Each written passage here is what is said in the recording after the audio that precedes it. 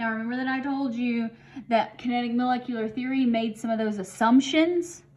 All right, well, now when we talk about real gases, real gases actually do have a size, so their size is not negligible, and when they collide, it's not completely inelastic, so they stick to each other a little bit.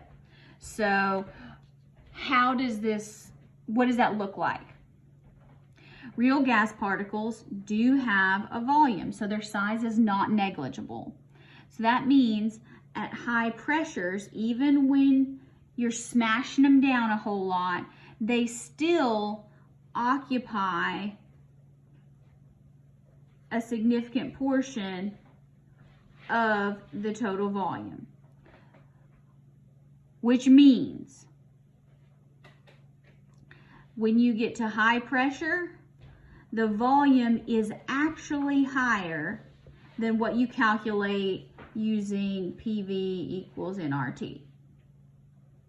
So in real life, that would happen.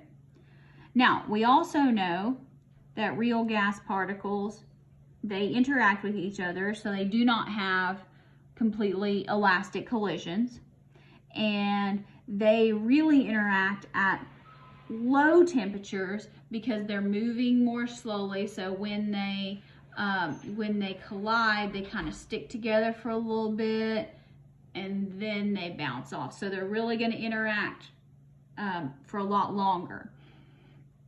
So when they interact, we kind of call that they're sticky.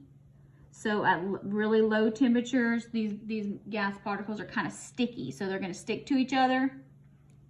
That means that when we're at really low temperatures, and I'm talking about like liquid nitrogen kind of temperatures, so like way, way close to absolute zero, then the pressure is actually lower because they're sticking to each other more than they're pressing against the sides of the container. So the pressure is going to be lower than what you predict with PV equals nRT. That's how they're a little bit different.